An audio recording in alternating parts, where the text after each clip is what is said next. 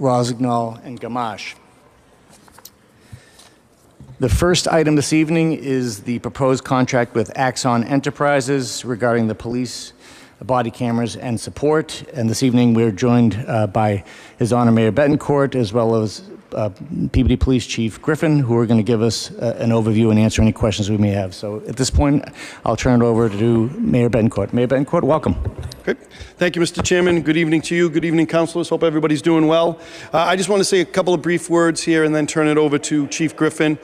He and members of the police department are here. They'll certainly be able to give much more detail on this issue. I think all of you are somewhat familiar with this issue in terms of being in the newspaper a bit. This is something that all cities and towns are discussing and working their way through. Reason I wanted to bring this forward is in terms of Axon Enterprises. For us to enter into a contract beyond 3 years, we need council approval. That would allow council approval to extend beyond 3 years. We've been presented with proposals that are much more beneficial to the city financially if we were to have a 5-year agreement rather than a 3-year. To be able to lock in those couple of additional years at favorable terms, we think is appropriate. So we wanted to bring that forward. Dan Doucette, our purchasing agent, is here. I believe Mr. Gingras is here as well. Check in with him. But that's why I wanted to speak specifically to allow for the 5-year contract rather than 3. We believe, again, the terms are much more favorable if we can lock in those final 2 years. As to more of the details and the specifics of the body camera issue, I certainly defer to Chief Griffin. And if it's okay, Mr. Chairman, I turn it over to Chief Griffin. I'll be here. I'll be happy to answer any questions. Thank you, Mayor Betancourt. This time we'll welcome Police Chief Griffin. Chief Griffin. Thank you. I appreciate the opportunity. I have here with me as well, if there's any technical questions or other questions that I may not have the correct answers for. I have Captain Marcus, Sergeant Fletcher, and Sarah Grinnell from the Healthy Peabody Collaborative. She helped actually wrote the grant for us that ultimately is paying for a lot of this. So if I could just go back a little bit historically, as you're aware, with police reform, there was a lot of changes in the profession. And as part of that, the state moved forward by ordering a group to get together and examine body camera policies and body cameras throughout the state. And that was kind of a signal to us that this was something that the state was going to be putting a lot of attention to. So at the same time, they also offered a grant opportunity for any police department that felt it was something they would consider. So we took advantage of that opportunity. Sarah wrote a grant. We ended up with over $230,000 in funding. I think it was one of the highest awards in the state. So with that, there were a couple conditions we had to work through. We had to develop our own policy, and we also had to negotiate with the unions and get them to agree to what they call a mandatory wear policy. So that took some time for us to work through. We've accomplished all of that. Once we accomplished all of that, we were locked in for the funding from the state. At that point, we ended up developing our policy. Captain Marcus, Sergeant Fletcher, they met with and reviewed a number of different policies from police departments around the area, Salem, Lynn, Boston, as a primary example. And we started interviewing various companies. Sarah set it up so that we had at least, I think there were at least 6 companies that came into the police station. They all gave a very lengthy presentation. And based on those presentations, we narrowed it down to 2 companies. And then we took a harder look at both of those companies.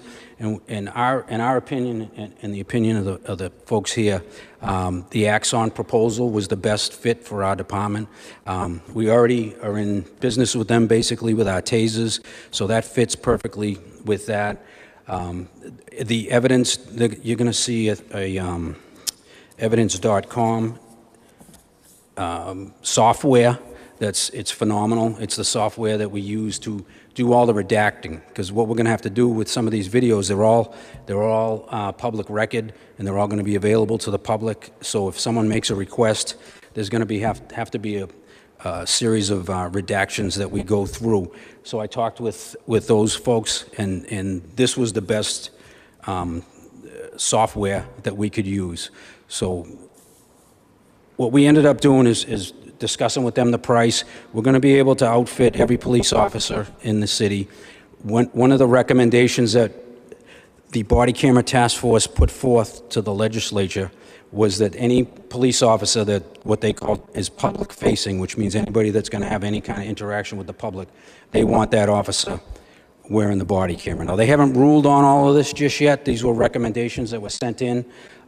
At some point, they may rule on them, they may not, but we just want to be ahead of the curve on this so that if the state comes down with some policy or rules and regulations, that we're already in motion. This process that we've been working through has already taken almost 15 months, and it's going to be another 3 or 4 months before we get cameras out on the street.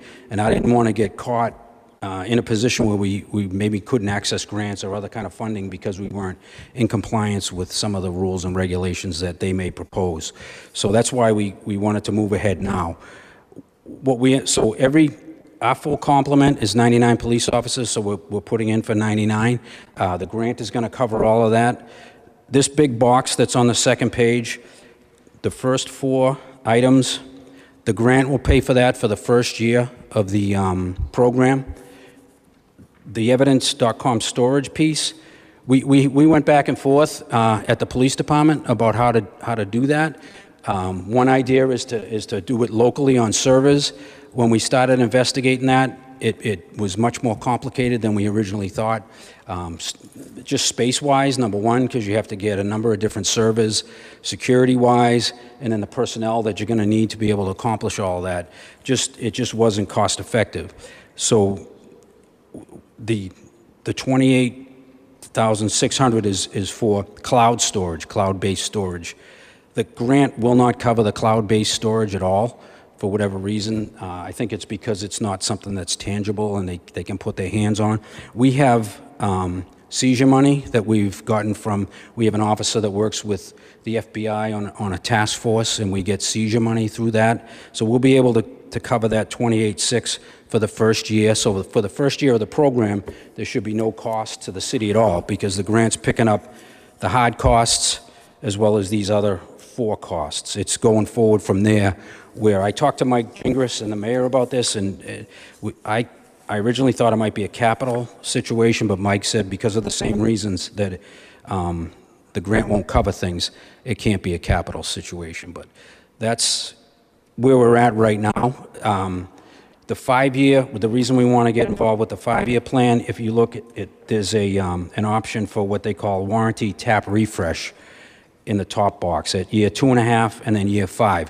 What that means is they're going to give us brand new equipment, brand new software, state-of-the-art at the time, 2.5 years from now. And if we go with this program, again, 5 years from now, which essentially will have this program have a life of at least probably 7 or 8 years, which is something that we consider to be the best way to go about it, rather than stopping at 3 years and then reevaluating, and then who knows where the pricing is going to be and what's going to be going on at that point. So we did, as far as like the training and the way to roll out the program, Doug and Rob Fletcher and a number of the other officers actually spent some time over in Lynn with their program, and they actually went down to Boston and spent at least half a day, if not longer, with the Boston police, just to see. Our position was we should learn, what problems they had, so we can avoid those as we go forward with our program. And they gave us a lot of great information, and we're ahead of where a lot of departments are going to be because of that. So that's essentially where we're at. And if anybody has any questions, I'll be happy to. Thank you, Chief Griffin. I'm just going to switch out your microphone. It seems to be feeding back, so I'll just, Okay. One moment.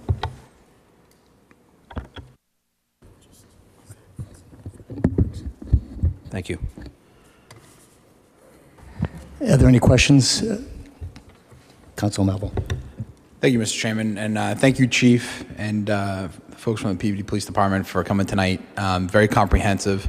Just had 2 questions. Can you give us, is the policy going to be something to the effect of when an officer is encountering a member of the public, they would turn on turn on the camera, or is the camera going to be on throughout a shift? What's the plan on that? I just curious about the basic, the 10,000-foot view of the policy. Yeah, the camera is powered on at all times, and it's in a buffering mode. And you guys can correct me if I'm wrong, but it's in a buffering mode. And when we're in a particular situation that the policy calls for the camera to go on, an officer just taps it and it goes on.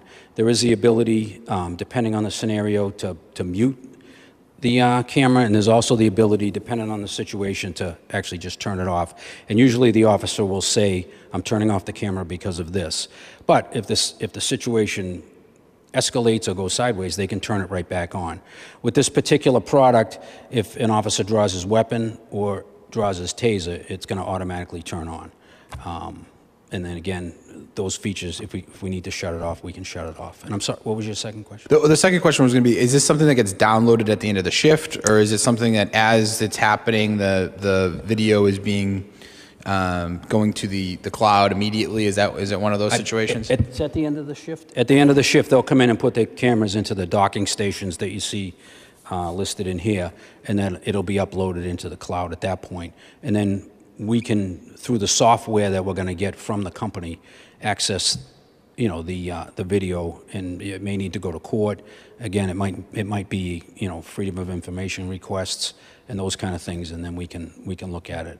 We will be doing random checks occasionally, like just to make sure everybody's doing what we need them to do in terms of the equipment and everything else. Thank you. That answers the questions I had, and I just, thank you for being comprehensive with this, getting ahead of it before it becomes something we have to do. So really appreciate you and the whole staff. Thank you very much, Chief. Thank you. Thank you, Councilor Melville. Councilor Turco? Thank you, Mr. Chairman. Chief, just one quick question regarding the cost. Is it $153,900 inclusive of all 4 years, or is that a per year? That's a per year. That's a per year, and that number may be a little bit off, depending on how many cameras we actually activate. It may be a little bit low. I think that's the top number, Sarah. Is that right? Yeah. So if we only activate, say, 90 cameras, because that's where our staffing is at, then the number will be a little bit lower than that. Thank you, Chief.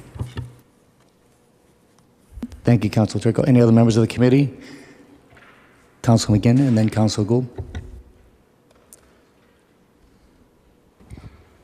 Thank you, Mr. Chairman. Through you to the Chief. Chief, just as a follow-on to Councilor Turco's question, so these are the annual costs for years 2 through 5. What's the annual cost for the first year? The first year is covered by the grant. So that's zero. Correct. Yeah. The only thing the grant wouldn't cover was that 28.6, which we're gonna use our seizure money to pay for that. So it wouldn't. When I say no cost, there's no cost to the city budget. It'll be something we have at the department in terms of seizure money that we can allocate for that. Okay, I missed that in the display, in the illustration here. I thought we were showing the total cost, but you've saying this is city money exclusively that you're showing on this illustration. For the last 4 years of the project, yes. Understood. Thank you, Mr. Chairman. Thank you, Councilor McGinn. Councilor Gould? Thank you, Mr. Chairman. Chief, thank you for you and your team and everything you do to make this a nice city to live in. Thank you. Chief, did you have any pushback by any of your It's funny that you ask about that. When I first came here, I talked to the union about it, and I would say it was probably 20% people were in favor and 80% against it. I think that's flip-flopped. In today's world, everything, including what we're doing right now, is on video. Everywhere you go, it's on video. From what Doug and Rob tell me when they talk to the other police departments, they're finding that these cameras are actually helping them more than creating any kind of problem. So I think that's the mindset. And we have a lot of younger officers now who are into, phones with videos and all that stuff anyways. So, and it's just going to help us in the long run, I believe. Glad to hear that. Thank you, Chief. Thank you, Mr. Chairman. Thank you, Councilor Gould. Councilor Peach? Thank you, Mr. Chairman. Through you to the Chief, I just want to thank you for being so proactive on this. I do think that we're headed in a direction it will be required throughout the Commonwealth, if not the nation. And once that requirement comes down, there won't be any funding through grants for this. So through your proactiveness and working with the union, you've saved us a significant amount of money to start up for these cameras, and I appreciate it, so thank you. Thank you. Thank you, Council Peach. Any other councilors? Captain Griffin, not to beat a dead horse, but I do want to commend you. Every councilor spoke about it, and as well as, your proactiveness, but also, Captain Marcus, Sergeant Fletcher, going to other police departments, trying to get best, the best eye on how we can do this ourselves and learn from things that may not have worked for them. And also, hearty thank you to Sarah Grinnell for the fact that she got this grant, and this is no cost to the city of Peabody. And it's something we would need to do probably and should be doing going Correct. forward. I think there's an This is a great thing. expectation in today's world that a professional law enforcement organization is on the way to this or already at this point. Exactly. One question I had is in terms of, assuming this gets favorable recommendation out of this committee and is approved by the council tonight, what type of time frame for implementation from Axon, if I'm saying it right? We hope to have the product out here by, I guess, from what I'm hearing, late April. And then we'll be doing the training, and probably summertime is when we'll roll it out. Is that about right? Correct. Yes. Great, thank you. Any other questions at this time? Council McGinn? We take a motion, Mr. Chairman. I was just going to ask if someone wanted to make that motion. Thank you, Council McGinn. Thank you, Mr. Chairman.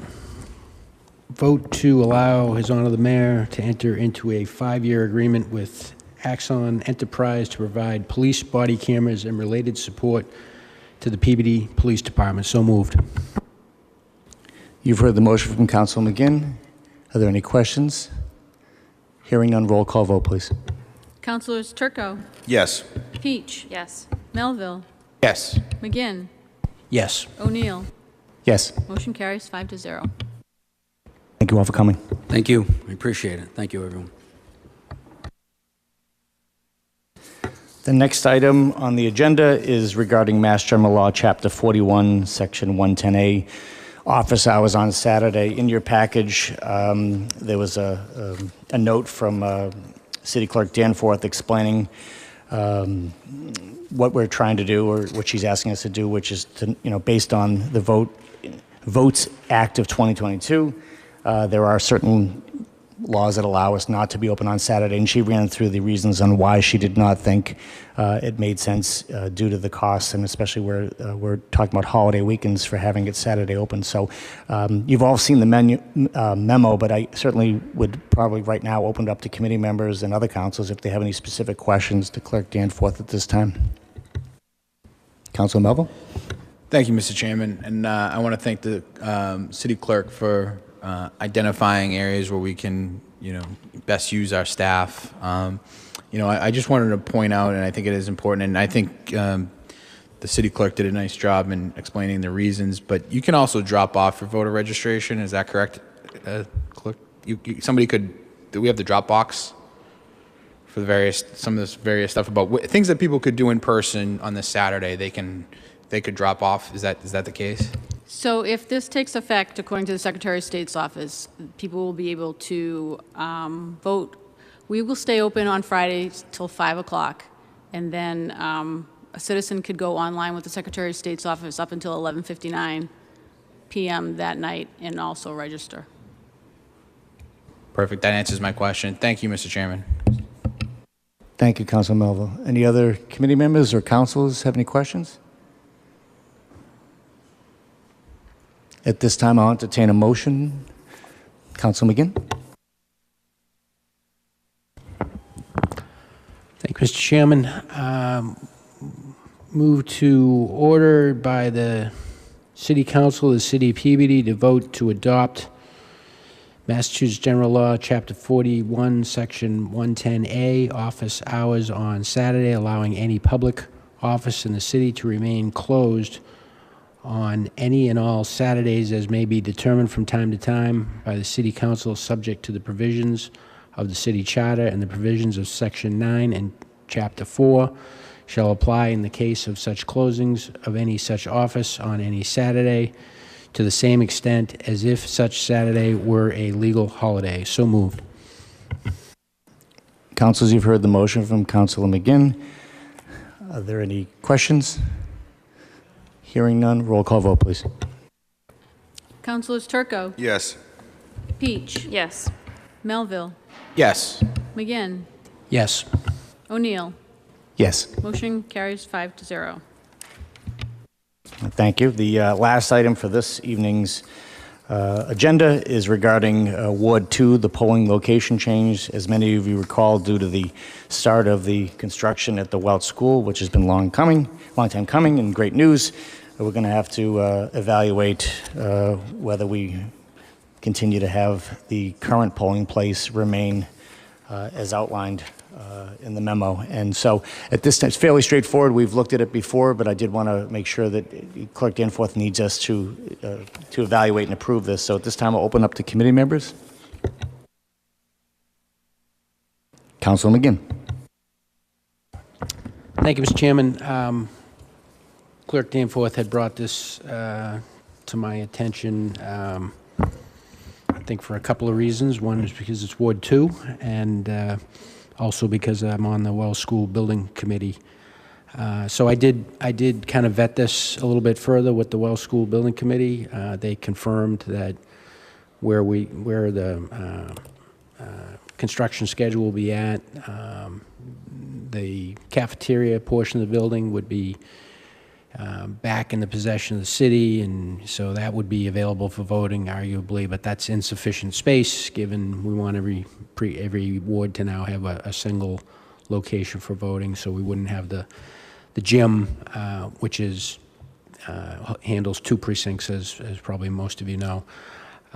So it's just not feasible for it to happen at the Wells School.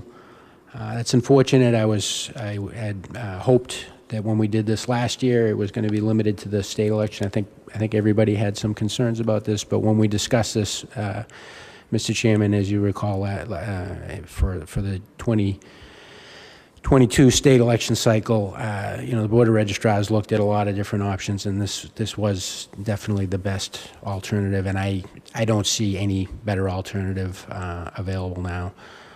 So it's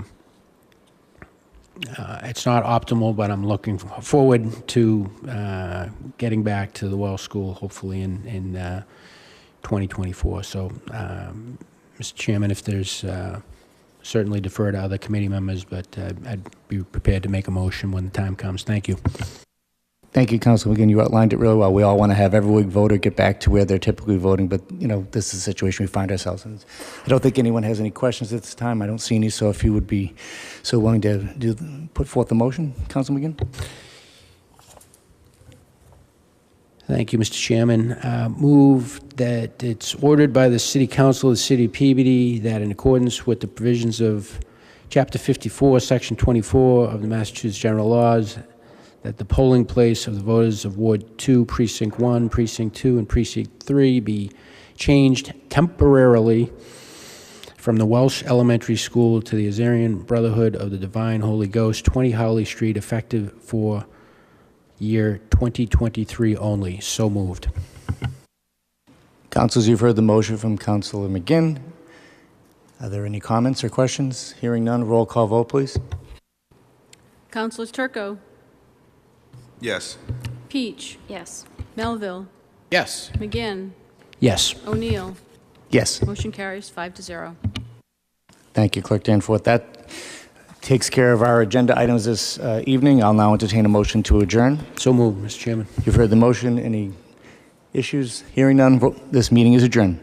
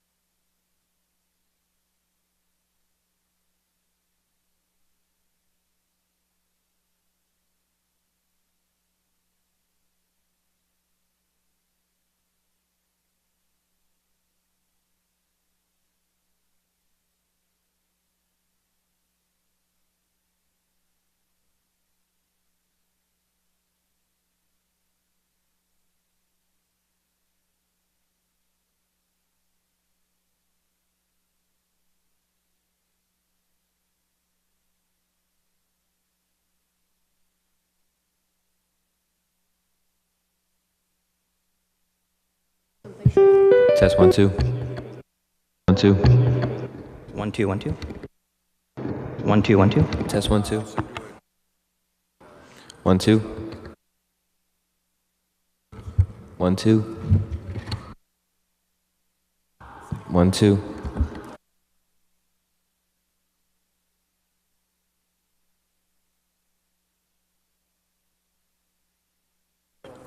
1 2. 1 2.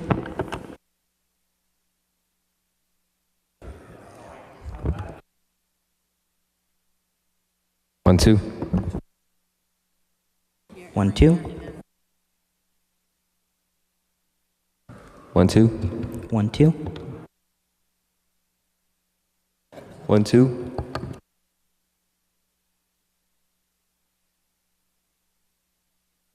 1 2. 1 2.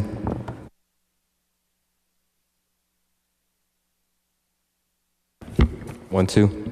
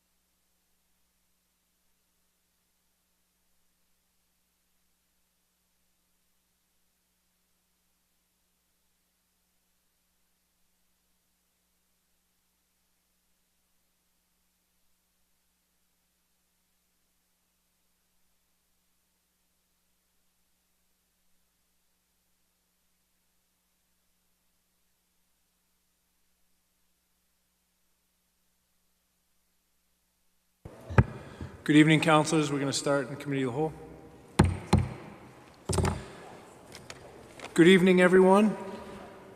Pursuant to the Code of the City of Peabody, Section 2-13, we are reviewing the salary of the mayor this evening. As a reminder for everyone, the current salary was approved at $126,000 per annum, including all other benefits afforded by full-time continuous service employees of the city and the use of an automobile. I'll now open it up to the council to discuss the review of the mayor's salary. Councilor Gould. Thank you, Mr. Chairman. As we all, I think most of us feel, Mayor Betancourt deserves credit for getting us through COVID. It was a difficult time. Approximately 1/5 of all Massachusetts mayors retired during COVID. We've weathered the financial storm. Our reserves are back to a level not seen since 2017 and 18. The mayor's focus has been on infrastructure and supporting our schools, along with downtown.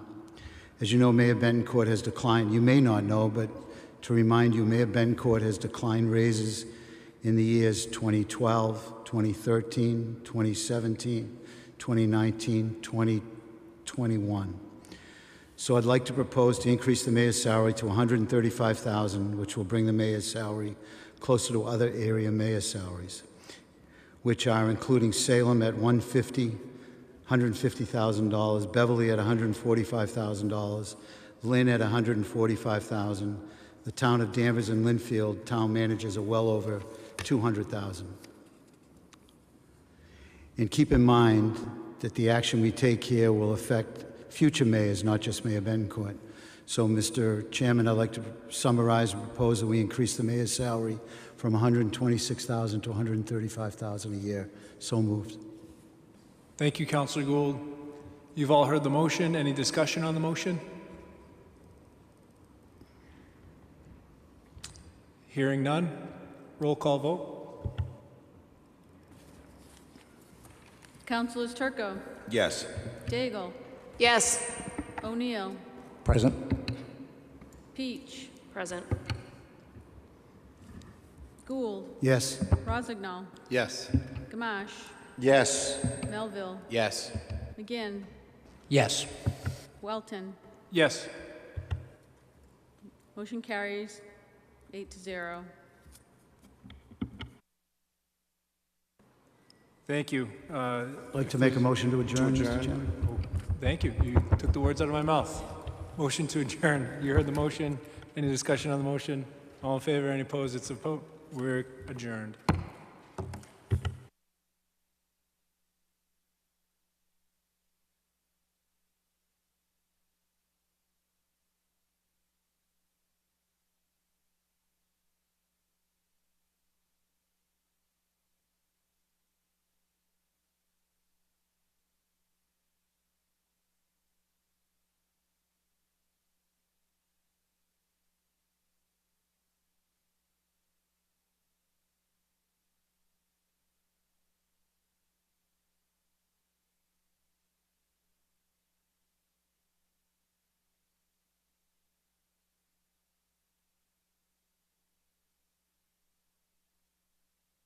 One, two.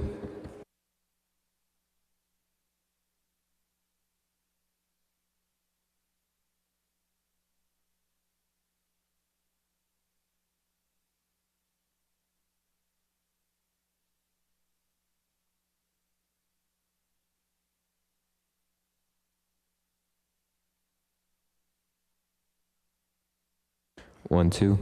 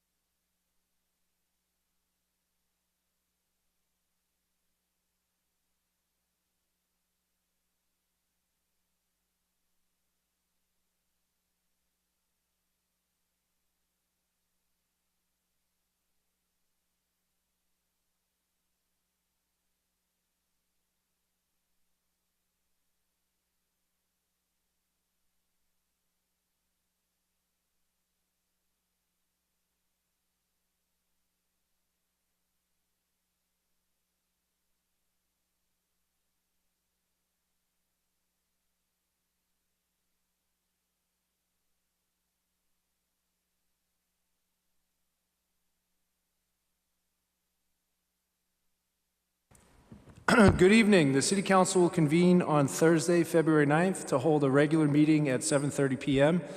for the purpose of discussing any and all business via in-person and remote participation in accordance with Chapter 40A of the Massachusetts General Laws and Section 20A, B, and C of the Acts of 2021, signed into law by Governor Baker on June 16th, 2021.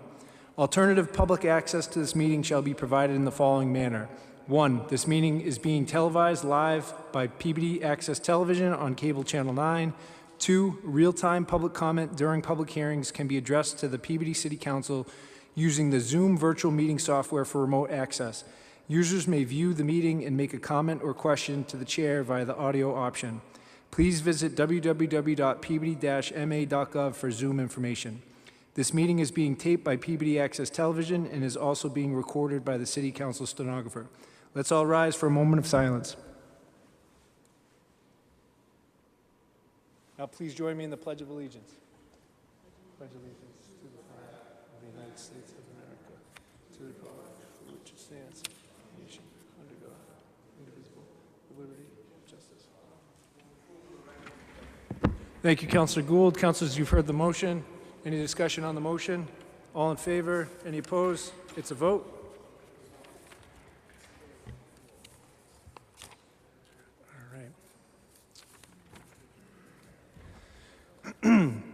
Moving to hearings this evening. First hearing is entertainment license for Asia Taste Incorporated, doing business as Asia Taste Cafe and Grill, 635 Lowell Street, for non-live entertainment.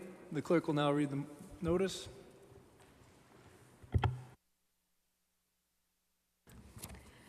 Notice is hereby given that the City Council of the City of Peabody will conduct a public hearing on Thursday evening, February 9th, 2023, at 7:30 p.m. in the Frank L. Wigan Auditorium, 24 Lowell Street, Peabody, Mass., and remotely via Zoom on the application from Asia Taste Inc., DBA Asia Taste Cafe and Grill, 635 Lowell Street, Peabody, Mass., requesting an entertainment license for the use of non-live entertainment, specifically televisions, at said 635 Lowell Street, Peabody, Mass. For remote participation using the Zoom platform, please visit www.peabody-ma.gov under calendar on the homepage or contact the City Clerk's office. Peabody City Council, Councilor Craig S. Welton, City Council President. Thank you, Clerk Danforth. Could the petitioner please join us at the podium?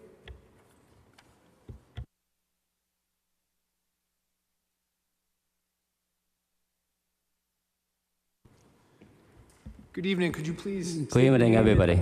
Could you state your name and your address for the record? Yes, please? my name is Joe Yang. I'm from Asia Taste Cafe and Grill at 635 Lowell Street in Peabody. Thank you. Could you please tell us what you're looking to do? Yeah, actually we're looking for a non-live entertainment license for the restaurant. Great, thank you. Is there anyone this evening that would like to speak in favor of this petition? Is there anyone on Zoom who would like to speak in favor? Seeing none. Anyone with us this evening who'd like to speak in opposition? Anyone on Zoom who'd like to speak in opposition? Seeing none. Councilor O'Neill. Thank you, Mr. President. This is a fairly straightforward application for Asia Taste Cafe and Grill, which has been located at the Big Y Plaza for many years. I did want to note for just housekeeping that the departmental response request, the fire department has no objections, but that actually is in hearing 4C, and that the Asia Taste or 4As is in the other hearing. But they both have no issues with fire department, but I just want, if anyone's looking at it. So once again, this is fairly straightforward. There's, it's an entertainment license for 2 TVs at the premises. I have no issues. I'm in full support of it. It's a well-run business. And I just wanted to, I guess at this point in time, open it up to any questions from other councils at this time. Thank you, Mr. President. Thank you, Councilor O'Neill. Any other councilors have any questions about this? Seeing none, Councilor O'Neill. Thank you, Mr. President. Move to close the public hearing. Councilors, have you heard the motion? On the motion, any discussion? Seeing none.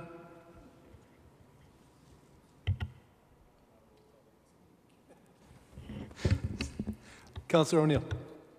Thank you, Mr. President. At this time, I'd move to approve the application from Asia Taste Incorporated, doing business as Asia Taste Cafe and Grill, 635 Lowell Street, Peabody, Mass., requesting an entertainment license for the use of non-live entertainment, specifically televisions, at said 635 Lowell Street, Peabody, Mass. So moved. Thank you, Councilor O'Neill. On the motion, any discussion? Roll call vote.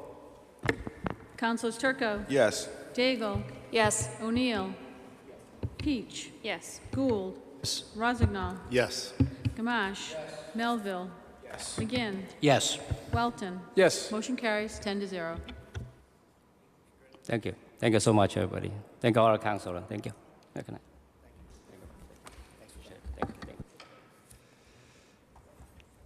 Moving on, our next hearing is item 4B, entertainment license for Kichi Inc., doing business as Tokyo Steakhouse, 300 Andover Street, for a non-live entertainment license. The clerk will now read the notice.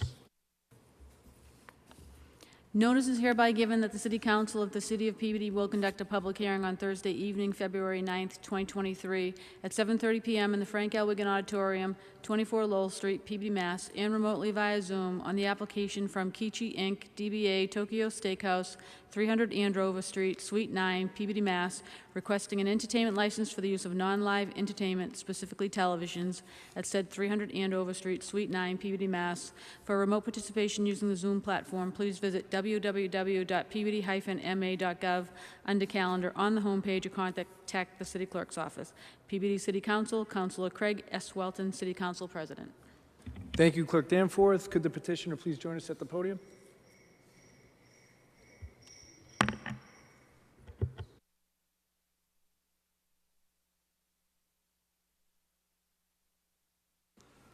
Good evening. Could you state your name and your address for the record, please? Hi, good evening, everyone. So my address is 300 Andover Street, and place called Tokyo Steakhouse, and the company name is Kichi Inn. Great, thank you. Could you please tell us what you're looking to do? Oh, I need an entertainment license for today. We just have a couple TV. Okay, great. Thank you. I'm sorry, could you provide your name again for the clerk, for the record? Kichi Inn. No, your name, sir. Oh, I'm Ferry. That's a manager in the Tokyo Steakhouse. Okay. Let's meet the owner. Okay. And what's your name, sir? Phan Lang. Great, thank you.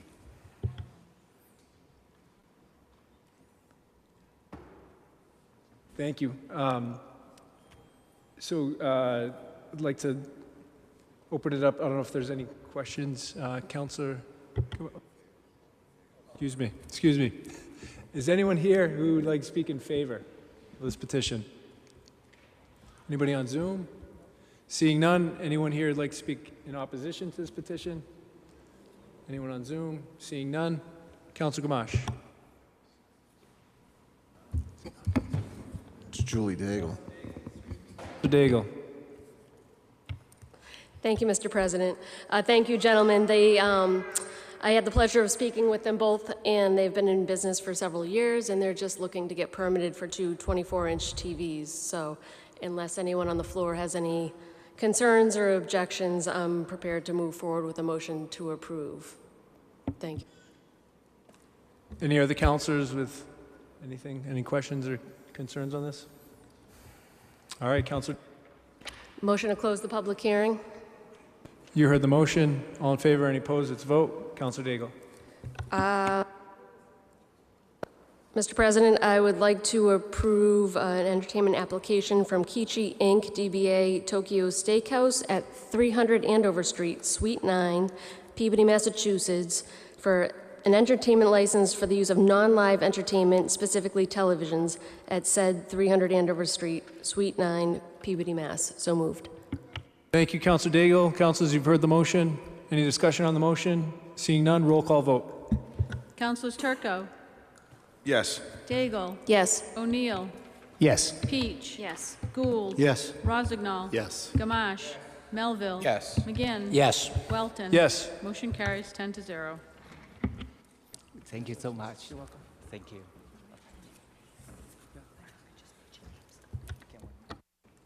Moving on, item 4C, limousine license for Tri-City Services, 55 Rear Walnut Street, regarding an amendment of limousine license specifically to increase the number of vehicles allowed by ordinance from 4 to 10. The clerk will now read the notice.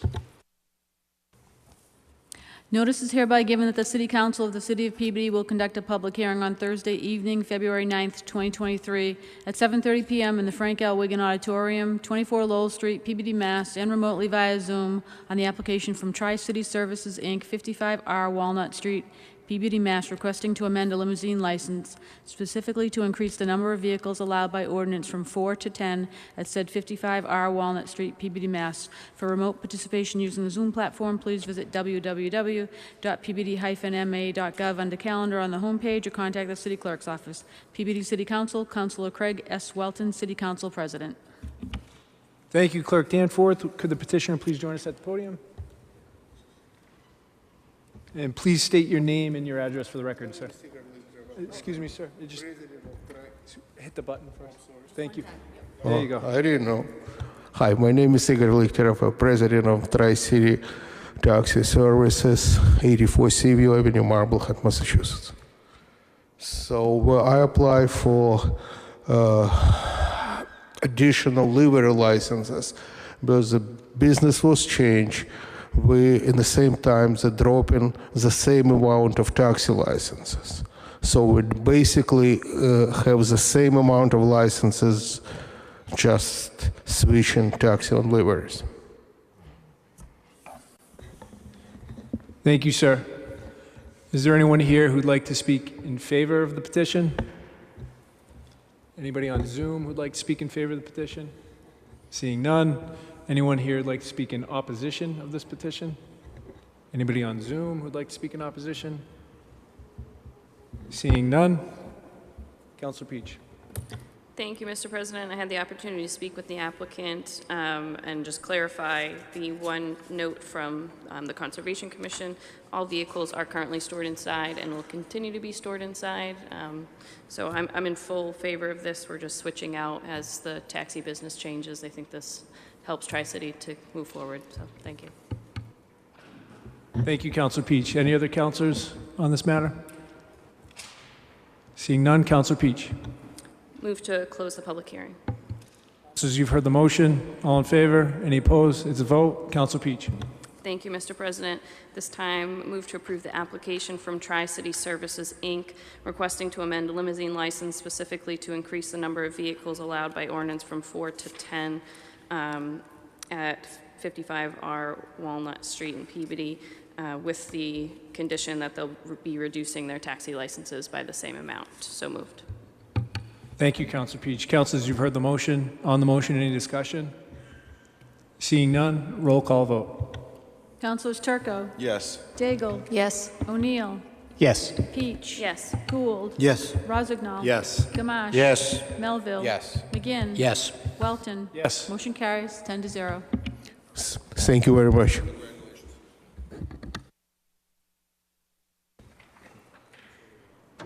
Moving on to item 4D, Class 2 motor vehicle license transfer for RBK Auto Sales Incorporated, 288 Newberry Street. The clerk will now read the notice. Notice is hereby given that the City Council of the City of Peabody will conduct a public hearing on Thursday evening, February 9th, 2023, at 7:30 p.m. in the Frank L. Wigan Auditorium, 24 Lowell Street, Peabody, Mass., and remotely via Zoom on the application from RBK Auto Sales, Inc., 288 Newberry Street, Peabody, Mass., requesting the transfer of a Class 2 motor vehicle license from Detour Cars, LLC, at said 288 Newberry Street, Peabody, Mass. For remote participation using the Zoom platform, please visit www.peabody-ma.gov and under calendar on the homepage or contact the City Clerk's office. Peabody City Council, Councilor Craig S. Welton, City Council President. Thank you, Clerk Danforth. Could you please provide your name and address and tell us what you'd like to do?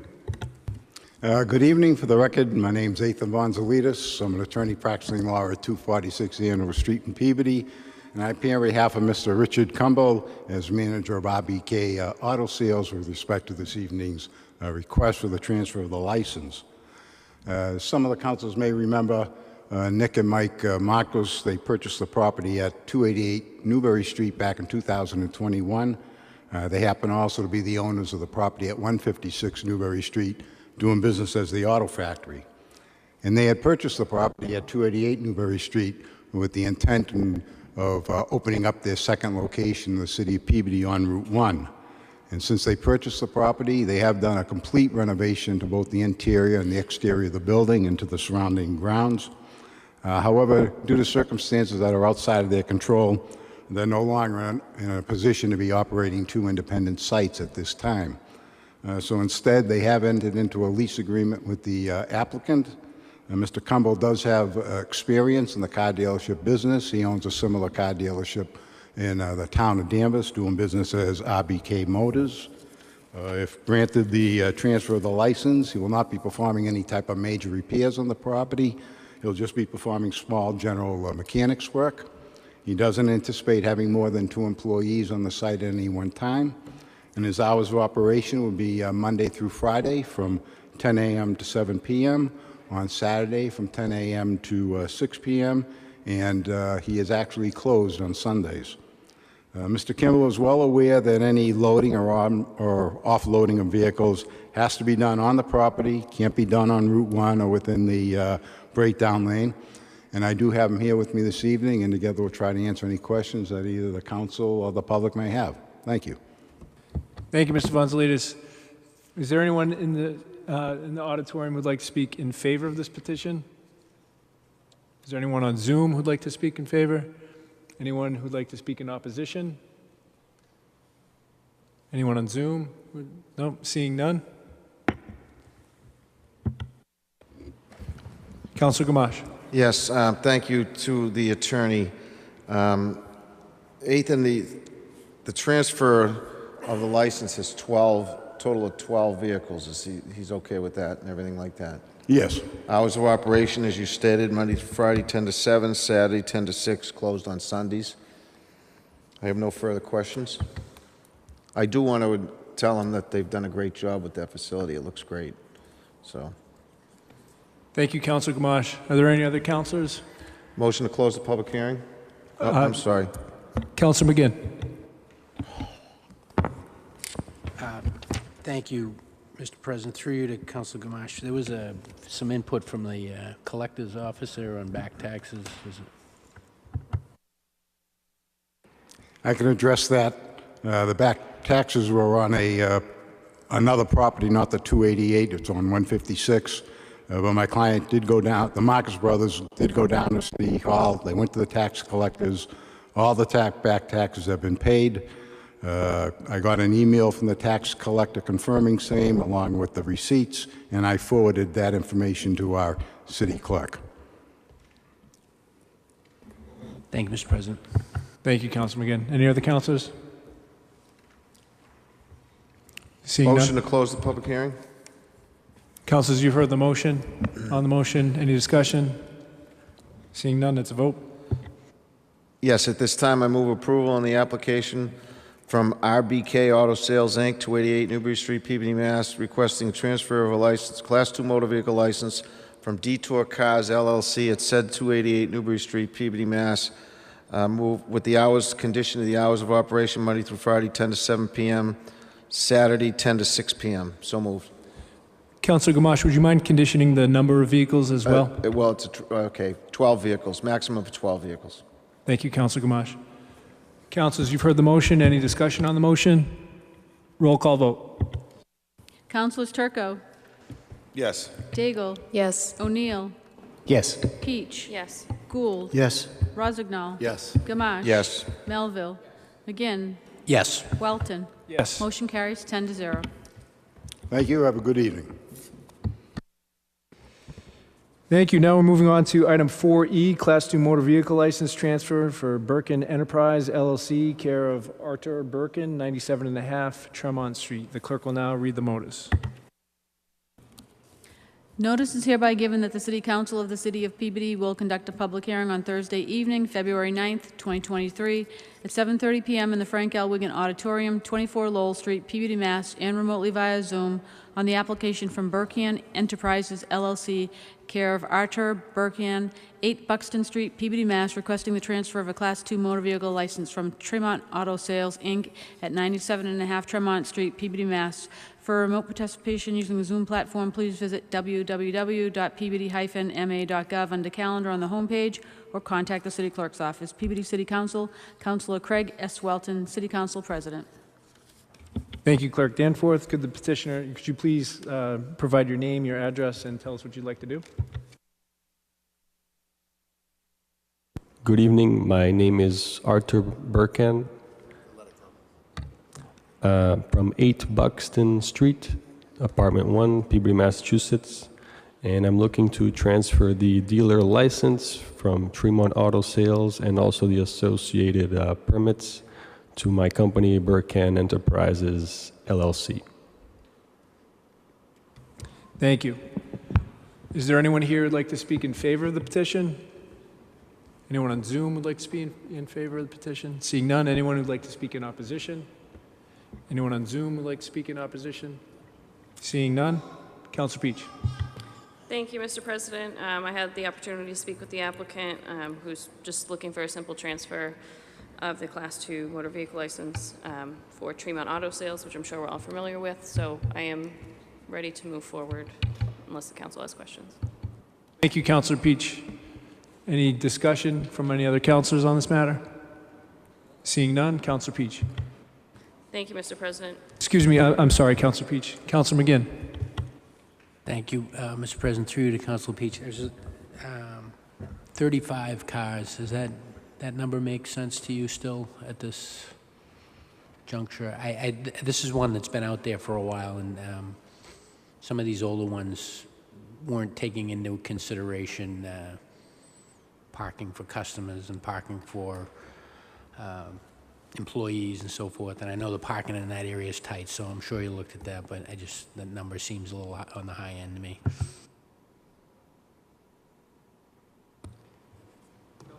Through you, Mr. President, to Councilor McGinn. I'm very familiar with the lot, and there's always extra spaces actually in the lot, and they've in the past been so kind to allow surrounding businesses to use them after hours. So I'm not concerned with the number of parking and number of cars here. Thank you, Councilor Peach. Thank you, Councilor Peach. Thank you, Mr. President. Thank you, Councilor McGinn. Any other councilors on this matter? Seeing none, Councilor Peach. Move to close the public hearing. You've heard the motion. Any discussion on the motion? Seeing none, it's a vote. Councilor Peach. Thank you, Mr. President. At this time, move to approve the application from Burkan Enterprises, LLC, requesting the transfer of a Class II motor vehicle license from Tremont Auto Sales, Inc. at 97.5 Tremont Street, Peabody, Mass. So moved. Thank you, Councilor Peach. Councilors, you've heard the motion. Any discussion on the motion? Seeing none, roll call vote. Councilors Turco, Yes. Daigle, Yes. O'Neill, Yes. Peach, Yes. Gould, Yes. Rozignol, Yes. Gamache, Melville, Yes. McGinn, Yes. Welton. Yes. Motion carries 10-0. Thank you. Thank you, councilors. We'll now move on to reports of the committees. First up is the Legal Affairs Committee. Councilor O'Neill. Thank you, Mr. President. The Legal Affairs Committee met earlier this evening. In attendance were Councilors McGinn, committee members, Councilors McGinn, Melville, Peach, and Turco. We're also joined by Councilors Daigle, Gamache, Gould, Rozignol, and Welton. And the first item we discussed in the committee was the proposed 5-year contract with Axon, which is the company, Axon Enterprises, which would be to provide body-worn cameras to the Peabody Police and related support. We were lucky enough to have Mayor Betancourt, Police Chief Tom Griffin, Captain Marcus of the Peabody Police Department, Sergeant Fletcher of the Peabody Police Department, as well as Sarah Grinnell with the Healthy Peabody Collaborative, who actually wrote the grant that allowed us to get the city to be able to basically fund a $235,000 grant, which will pay for the costs, the majority of the costs, and I'll just quickly outline that. This is a proactive approach by the Peabody Police Department based on potential police reform that's coming from the state. The chief wants to get out and ahead of it, and also as part of a modern policing to make sure that we're providing protection to our police officers as to the general public. These cameras will be ultimately distributed to all uniformed police officers if approved this evening. I do want to highlight that the Peabody Police, especially Captain Marcus and Sergeant Fletcher, went out to surrounding towns including Salem, Lynn, and Boston Police to talk about the work and services they are getting from their body cameras providers, and that brought forth their ability to get Axon. Axon Enterprises, as the chief outlined, is actually, we currently contract with them for the tasers that the Peabody Police use.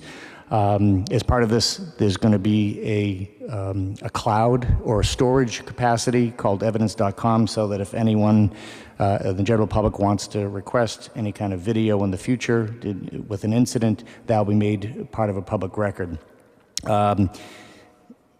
This is a 5-year contract. It was noted that earlier that I just said that the $235,000 contract, the additional costs that were part of the package for the storage, it was, I believe, I have it in front of me. I don't have it in front of me. It was $29,000. That's going to be those additional costs for storage are coming from seizure funds that the Peabody Police have, so there'll be no costs for the first year. There were some questions from Councilors Melville, Turco, McGinn, Gould, and Peach, and also praising the police department for being proactive. These cameras will be powered on at all times, buffering, if you will, and that there'll be certain situations that cause them to activate, whether it be an officer drawing their taser or weapon, as other situations. And at the end of the shift, these cameras will be docked in stations and uploaded into the cloud. So they'll also, lastly, the Chief Griffin did mention that there'll be compliance to make sure that officers are using these correctly as you know, part of their normal duties. So the motion was made by Councilor McGinn. It passed 5-0, and at this time, I would bring forth this motion to the council such. Be it so ordered by the City Council of the City of Peabody to authorize Mayor Betancourt to enter into a 5-year agreement with Axon Enterprise to provide police body cameras and related support to the Peabody Police Department. So moved. Thank you, Councilor O'Neill. Councilors, you've heard the motion. Any discussion on the motion? Roll call vote. Councilors Turco, Yes. Daigle, Yes. O'Neill, Yes. Peach, Yes. Gould, Yes. Rozignol, Yes. Gamache, Melville, Yes. McGinn, Yes. Welton. Yes. Motion carries 10-0. Thank you, Councilor O'Neill. Next is the Committee of the Whole report. Sorry, Mr. President, we've got a couple more agenda items. Apologies, my apologies. O'Neill. Thank you, Mr. President. The second agenda item was a request from the City Clerk Danforth to have us evaluate, due to the Vote Acts of 2022, which changes the days of last date of register before the elections. We talked about how that opening up the office of the clerks on Saturday, it would fall on the weekend of Labor Day and also Halloween. So these things would kind of probably be an expense that's unnecessary. It was important to note, Councilor Melville brought this up through questionings, that the city clerk's office will be open on Friday before the last date of register until 5 o'clock, and then any resident who wants to, who doesn't make that deadline up to that point, can go on the Secretary of State's website and register that way electronically. So that motion was approved 5-0 by the committee, and at this time I bring it forth for the full council's consideration.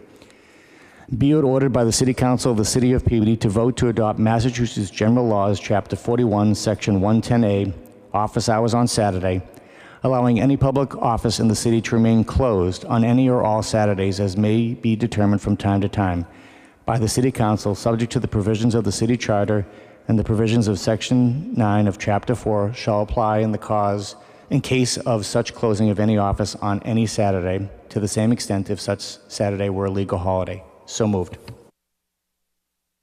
Thank you, Councilor O'Neill. Councilors, you've heard the motion. Any discussion on the motion? Seeing none, roll call vote. Councilors Turco, Yes. Daigle, Yes. O'Neill, Yes. Peach, Yes. Gould, Rozignol, Yes. Gamache, Yes. Melville, Yes. McGinn, Yes. Welton. Yes. Motion carries 10-0. Thank you, councilors.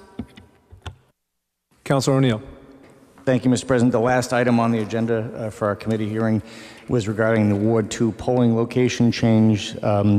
We discussed that due to the start of the building project at the Welch School before the last election, we had to unfortunately move the polling place from the Welch School to the most logical place it was determined was the Azorean Brotherhood of the Divine Holy Ghost at 20 Holly Street. So, Councilman McGinn, like many of us expressed frustration, we'd like to be able to have voters be at their traditional polling places, but it was vetted in the Welch School Building Committee, noted that the cafeteria may be in place, but we still wouldn't be able to have all 3 precincts ready to vote for the election. So it was decided that through a 5-0 vote of the committee that we would continue for the next election to have all 3 precincts of Ward 2 vote at the Azorean Brotherhood of the Divine Holy Ghost. So once again, it passed 5-0, so at this time I would bring forth this motion for the full council's consideration. Be it ordered by the City Council of the City of Peabody that in accordance with the provision of Chapter 54, Section 24 of the Massachusetts General Laws, that the polling place for voters of Ward 2, Precinct 1, Precinct 2, and Precinct 3 be changed temporarily from the Welch Elementary School to the Azorean Brotherhood of the Divine Holy Ghost, 20 Holly Street, effective for the year 2023 only. So moved. O'Neill, councilors, you've heard the motion. Any discussion on the motion? Seeing none, roll call vote. Councilors Turco, Yes. Daigle, Yes. O'Neill, Yes. Peach, Yes. Gould, Yes. Rozignol, Yes. Gamache, Yes. Melville, Yes. McGinn, Yes. Welton. Yes. Motion carries 10-0. Thank you again, councilors. Councilor O'Neill. Thank you, Mr. President. That concludes my report of committee. Thanks. Thank you, Councilor O'Neill. Now moving on to the report of the Committee of the Whole. This evening, February 9th, the City Council meeting as the Committee of the Whole met to review the salary of the mayor pursuant to the Code of the City of Peabody, Section 213. Councilor Gould provided an overview of the achievements of the mayor over the last few years, particularly throughout COVID and the financial situation the city currently finds itself in. Also provided an overview of mayoral and town manager salaries in surrounding communities, noting that a proposed increase to $135,000 annually would still be lower than some of our surrounding communities. There was no discussion following Councilor Gould's overview and remarks. Councilor Gould then moved forward to make the following motion: to increase the mayor's salary from $126,000 to $135,000 per annum, with the additional inclusion of all other benefits offered to full-time continuous service employees of the city and the use of an automobile. There was no discussion on this motion, and it passed the Committee of the Whole with a vote of 8-0, with 2 voting present. I now bring this motion to the consideration of the full council. Yes, Councilor Peach. Thank you, Mr. President. I, just for the public, want to explain my present vote because it's not necessarily against the raise for the mayor, because as was stated, it is still lower than many of the surrounding communities. The attachment that came with our Committee of the Whole notice, which was on the website for residents to see, I read that as, this is obviously an old motion that was made the previous year. I'm not familiar with the process, so I was confused, so I was not ready for the proposed number that came out, and I wasn't ready for discussion. So I will still continue to vote present in this meeting, simply because I think we can do a lot better to be transparent as to maybe even a starting point of what we'll be discussing. I read this as a $4,000 raise for the mayor. I think if I read it that way, many residents read it that way. Maybe no one wanted to call about a $4,000 raise, but maybe they would have had it been a $9,000 raise had that been, kind of portrayed to them. And I understand it's just really a chartered discussion we're required to have, so it is a discussion. I was just not familiar with the process, being new to the council, but I will continue to vote present because I'm not opposed to the raise. I just don't think this was as transparent to the public as it needed to be. Thank you. Thank you, Councilor Peach. Councilor O'Neill. Thank you, Mr. President. I'll be brief. I also voted present in the earlier committee meeting. Real brief, I've gone on record since my time on the council that I would prefer that our council salary be separated from the mayor's. We discussed it at our last council meeting. I wasn't able to convince others to change it, but I want to be clear. I'm in favor of the mayor and the mayoral salary being increased. I don't want to have it, as I said in the memo I sent to the entire council, was in the package. I want the mayor's salary not to stagnate. It should be a position that is, for now and in the future, is well compensated. We want the right people in that position. My issue is, as and always will be, that we actually are voting on the mayor's raise, but actually taking a percentage of that. So I'm not comfortable with that current arrangement, which is why I'm voting president. Thank you. Thank you, Councilor O'Neill. Any other councilors on the motion? Thank you, Mr. President. Just a comment, Councilor Gould in committee kind of laid out the years that the mayor declined a raise, specifically went on record and requests that the council not give him a raise, and there were six, so this would be the 12th year, and of those 12 years, there was 6 of them, there was no raise. So although this number seems a little higher relative to what's been done in the past, if you look at it over the 12-year period, the effective annual increase from the 2012 to 2023 period is just north of 2%. It's 2.07% annually. So from 2012 to 2023 to get to this $135,000 number. So I just wanted to offer that up as a little bit of additional context, because although the annual increase this time seems to be larger as a percentage, and it definitely is, but I think it's offset substantially by those years that were 0, again, making the effective annual number just over 2%. Thank you, Mr. President. Thank you, Councilor McGinn. Any other councilors with discussion on this matter? Seeing none, the motion again this evening was made by Councilor Gould to increase the mayor's salary from $126,000 to $135,000 per annum, with the additional inclusion of all of the benefits offered to full-time continuous service employees of the city and the use of an automobile. I now bring that motion to the full council. So moved. On the motion, any discussion? Seeing none, roll call vote. Councilors Turco, Yes. Daigle, Yes. O'Neill, Present. Peach, Present. Yes. Gould, Rozignol, Yes. Gamache, Yes. Melville, Yes. McGinn, Yes. Welton. Yes. Motion carries 8-0. Thank you. Now moving on to motions, orders, and resolutions. Councilor Turco. Thank you, Mr. Chairman. Under suspension of the rules, move to receive item 8A and refer to legal affairs. Councilors, you've heard the motion. On the motion, any discussion? All in favor? Any opposed? It's a vote. Councilor Turco. Thank you, Mr. President. Under suspension of the rules, move to receive item 8E as a co-motion with you and set up a public hearing. Thank you, Councilor Turco. Councilors, on the motion, any discussion? Seeing none, all in favor? Any opposed? It's a vote. Councilor Turco.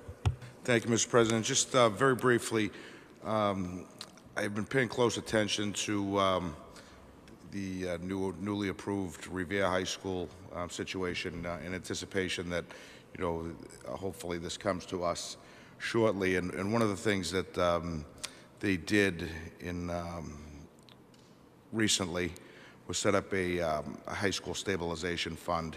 And I found it odd that previously I've gotten a call from a resident in Ward 1, and a friend, and he had asked me if we, as a council or as a city, had been saving in the expectation that we would get a new high school, and if we were setting money aside.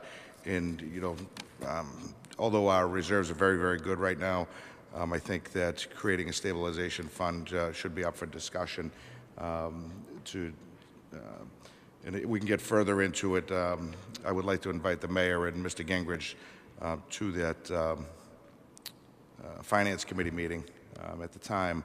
And apparently state law allows us to dedicate certain revenue streams that we currently have percentages of, whether it be new growth or food and beverage or excise tax, not all of, but a certain percentage to that stabilization fund, so that if and when we do get approved, we would be able to use that money toward the expense of the high school. So that's the motion. So moved. Thank you, Councilor Turco. On the motion, any discussion? Seeing none, Councilor Gould. Thank you, Mr. President. Councilor Turco, you're spot on. I think it's a good, proactive motion to make, and I welcome the dialogue. Thank you. Thank you. Thank you, Councilor Gould. Any other councilors on the motion? Seeing no discussion on the motion, all in favor, any opposed, it's a vote. Councilor Turco. No further motions, Mr. President. Thank you, Councilor Turco. Councilor Daigle. Thank you, Mr. President. I would like to make one motion that I previously made in September for an update from the owners and/or attorney of Hemisphere Development. I'd like to provide the neighbors with an update on the status of that property. It is out of litigation, and I get frequent comments about the lack of maintenance on the property. And the neighbors have been very patient, but I think they deserve more proactive updates. So if I could get a communication from Jason Panos and/or Hemisphere Development on what the timeline is for that, so I can share it with the neighbors. I've sent several emails. I made a motion in September. I've made several phone calls. I think it's time to get a little more aggressive. So moved. I'd like an update on that. 15 King Street. Thank you. Thank you, Councilor Daigle. Councilors, you've heard the motion. Any discussion on the motion? Seeing none, all in favor, any opposed? It's a vote. Councilor Daigle. No further motions. Thank you. Thank you, Councilor Daigle. Councilor O'Neill. Thank you, Mr. President. Under suspension of rules, move to receive item 8B and refer it to the Legal Affairs Committee. So moved. Thank you, Councilor O'Neill. Councilors, you've heard the motion. On the motion, any discussion? Seeing none, all in favor, any opposed? It's a vote. Councilor O'Neill. Thank you, Mr. President. No further motions, but I'll just be, I'm planning on having or scheduling a Legal Affairs Committee meeting for our next meeting, which will be Thursday, the 23rd. So more to come on that, more to follow, but I just wanted to let people know that as a placeholder. Thank you. Thank you, Councilor O'Neill. Councilor Peach. Thank you, Mr. President. Under suspension of the rules, move to receive and approve all papers being in order. Item 9B, Class 2 motor vehicle license for Auto Graphics and Sales, 220B Newbury Street, and Boyd Cycles, 27 Howley Street. So moved. Thank you, Councilor Peach. Councilors, you've heard the motion. On the motion, any discussion? Seeing none, all in favor, any opposed? It's a vote. Councilor Peach. Thank you, Mr. President. No further motions this evening. Thank you, Councilor Peach. Councilor Gould. No motions, Mr. President. Thank you. Thank you, Councilor Gould. Councilor Rossignol. No motions, but I do have a question through you to Clerk Danforth regarding item 8D.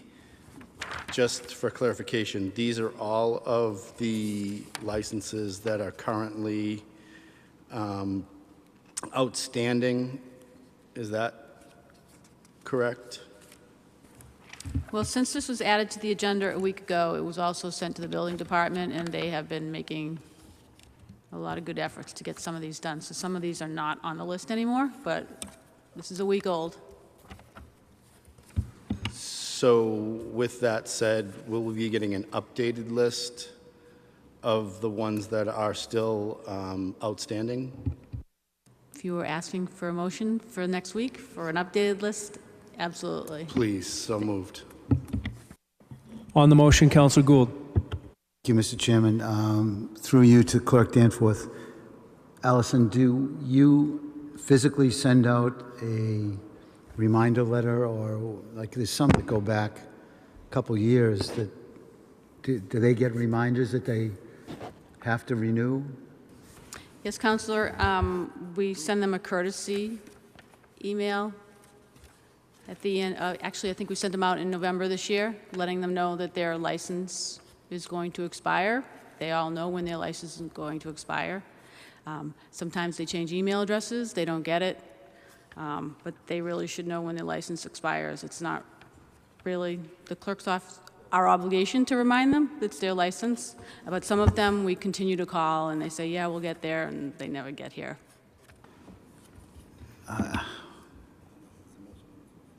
I'm sorry, there's a motion on the floor. I apologize.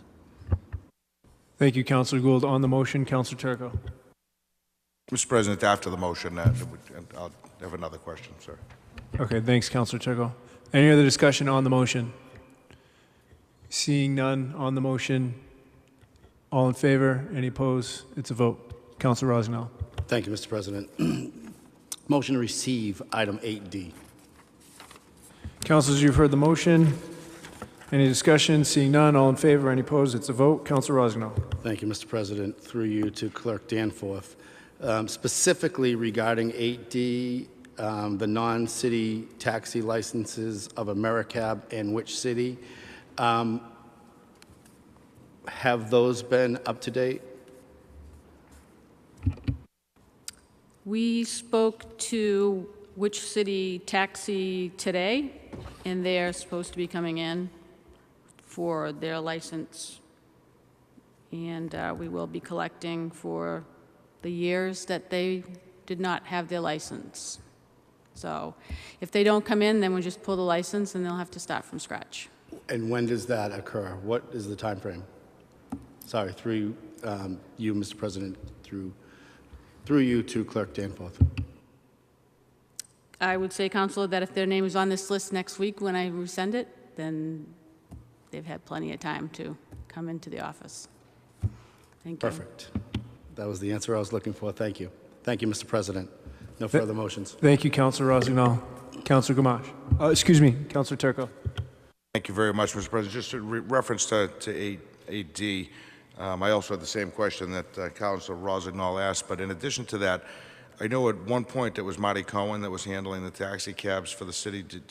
Was that reassigned to a different police officer, do we know, or could we send a note to the chief that those need to be addressed and somebody needs to be assigned to handle livery vehicles at this point? If you don't, then I'll make that in the form of a motion. Councilors, you've heard the motion. Any discussion on the motion? Seeing none, all in favor? Any opposed? It's a vote. Councilor Turco. Thank you, Mr. President. Thank you. Councilor Gamache. Yes, under suspension rules, go to item 8C. It's a letter from Attorney Kelty. Special permit request, continuance 190 Rear Newbury Street, and they have notified the abutters. So I'd move to receive that. So move. Thank you, Councilor Gamache. Councilors, you've heard the motion. On the motion, Councilor Turco. Thank you, Mr. President. Just on that, Councilor Gamache, I did not see the meeting last night, but I was told on the way in that they continued with Concom again last night, so I don't know if this date is still relevant again. But Mr. Gamache. Yes, and I'm glad you asked that question. From what I've been told, at the next regular Conservation Commission meeting, the board will be capable of voting for what DPS has wanted all along, and it seems likely that they're going to do that. The 23rd is not going to work, as you stated earlier, because Concom didn't vote. I spoke with the attorney, and I asked him to send a communication to the city clerk stating that they didn't, get the answers that they wanted from Conservation Commission, and that he'd have to request and re-notify all of the neighbors when that meeting will be. So I'm guessing that he's going to send a letter to the clerk asking for a date late in March, and when we receive that, make sure, I told him in that letter to make sure that all the abutters will be re-notified and it will be advertised again. Thank you very much, Councilor. Thank you, Councilor Gamache. Yes, item 8F, Attorney Bonsalidis, on behalf of Jack Elias, LLC, 484 Lowell Street, request to continue the public hearing until March 9th. He had originally wanted the 23rd, but he's not going to be in town, so we'd like to move that to the 9th. Thank you, Councilor Gamache. Councilors, you've heard the motion. On the motion, all in favor, any opposed, it's a vote. Councilor Gamache. Yes, and one last one, 9A, that hasn't been received yet, has it? 9A? Move approval on the taxi limo driver's license, Alan Marcazzini, license 19, and Marco Alexio, license 20. So moved. All papers being in order. Thank you, Councilor Gamache. On the motion, councilors, any discussion? Seeing none, all in favor, any opposed, it's a vote. No further motions. Thank you, Mr. President. Thank you, Councilor Gamache. Councilor Melville. Thank you, Mr. President. Just in reference to, we're doing a lot of these non-live entertainment licenses, and I had talked to Allison about this before. Allison, just to confirm, those are $50 permits, correct? So these are basically indoor TVs, and if you start doing the math, the amount of effort and time that's going in with numerous city officials and offices that are basically reaching out to these business owners, and then you see the fee, the amount of we get back in fees. Allison, what's the number of non-live entertainment licenses, roughly, just a ballpark? 16. 16. So we're talking $800, and we're putting in, and I saw somebody arrive today with an attorney. So I really think I'd like to have this go to legal affairs just to discuss either this really doesn't make a lot of sense based on what we're doing. I think there are elements of this that we can discuss. For example, I think if somebody has a large TV outside, if the decibel of the non-live is too loud, those are all things we can include in there. But I think there's quite a bit of effort going into going after businesses to pay what is essentially a fee that we're probably, in the long run, we're losing money. So I'd make a motion to review the non-live entertainment permit we do that in legal affairs. And part of that, I think we just want to have the fee structure and the amount of possible current licensees and then maybe any outstanding that we haven't heard from so that we have a full picture of things and we can adjust it from there. So moved. Thank you, Councilor Melville. Councilors, you've heard the motion. Any discussion on the motion? Seeing none, all in favor, any opposed? It's a vote. Councilor Melville. No other motions this evening. Thank you. Thank you, Councilor Melville. Councilor McGinn. Thank you, Mr. President. On the suspension of the rules, move to receive item 7A and refer to finance. So moved. Thank you, Councilor McGinn. Councilors, you've heard the motion. All in favor? Any opposed? It's a vote. Councilor McGinn. Thank you, Mr. President. No further motions. Thank you, Councilor McGinn. I have two motions this evening. The first is to request Department of Public Services to put a dead-end street sign at the intersection of Druid Ave and Bowditch. So moved. Any discussion on the motion? All in favor? Any opposed? It's a vote. The second motion I'd like to make this evening is I would like to make a motion to establish an ad hoc committee for charter review, which will meet as a committee of the whole, and I would like to appoint Councilor Melville as chair of this committee. So moved. On the motion, any discussion? Councilor Melville. Just councils, what we'll do is I'll put together some dates ahead of time so that everybody can, if there's a scheduling conflict, we'll know ahead. I know the month of February we're going to be quite busy with a number of off-night meetings, and I know we have the joint meeting on the municipal light. So, councils, I'll give you a heads up on that. We'll put that together and we can go from there. Thanks.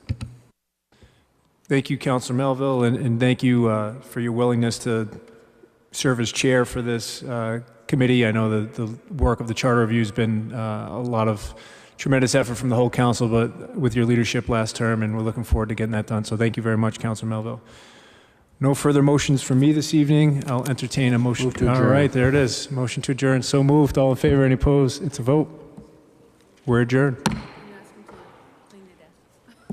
Do I have to? before everybody leaves, we're officially done, but before everybody leaves, can you please clean your desks because some are very heavy and difficult to move for our staff? So, I'm guilty as everybody, so I'm probably the guiltiest is what it's just been confirmed to be, so.